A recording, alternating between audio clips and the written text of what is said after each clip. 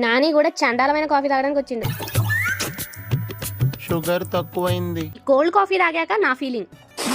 శివాజీ శివాజీ కాఫీలో గోమూత్రాలు కలిపారు. ప్రకృతికి 200కి 2 బర్గర్లు వస్తున్నాయి, ఆఫర్ బాగుందిగా అన్నట్టు వెళ్ళామన్నమాట. టేస్ట్ అయితే వరస్ట్ గా ఉంది. చూడండి అక్కడ నానిగాడు కూడా కాఫీ తాగడానికి వచ్చిండు. కాదండి, అక్కడ ఈగలు చూడండి అసలు ఎట్లా ముసురుతున్నాయంటే, అసలు ఇంత అంబియన్స్ ఇంత లగ్జరీగా ఉంది, కానీ గొర్రెల మందిలాగా ఎట్లా వస్తున్నారా నాయన అనిపించింది అనమాట. ఇదంతా కూడా సిస్టమ్ లోనే మనం అంతా ఆర్డర్ పెట్టుకోవాలి. అసలు ఎంత వరస్ట్ గా ఉందంటే సర్వీస్ కూడా, మేము ఒకటి ఆర్డర్ పెట్టుకుంటే ఒకటి ఆర్డర్ వచ్చింది. సో దానికి మేము చూసుకోకుండా మనీ కట్టేసాం. కట్టేసిన తర్వాత ఇది కాదు మేము ఆర్డర్ పెట్టిందని అంటే, సో మీరు ఆల్రెడీ ఆర్డర్ పెట్టేశారు, మనీ కట్టేశారు, ఇక దీన్ని రిటర్న్ తీసుకోవడం ఉండదు, వేరేది ఆర్డర్ పెట్టుకోవాలంటే మళ్ళీ దానికి మనీ కట్టాలన్నారనమాట.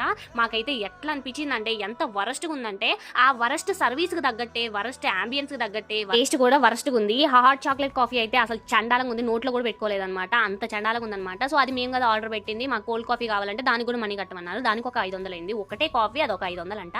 సో మొత్తానికి బిల్లు 3000 అయింది. అసలు టేస్టే బాలేదు, వరస్ట్ ఫుడ్. దానికి 3000 ఎందుకు అయిందో నాకైతే అర్థం కాలేదు. ఏదో హెచ్చులకి కోల్డ్ కాఫీ అంటారు కానీ టేస్ట్ అయితే అసలు బాలేదు. మరి మీరు ఎప్పుడైనా టేస్ట్ చేస్తారో కామెంట్ చేయండి.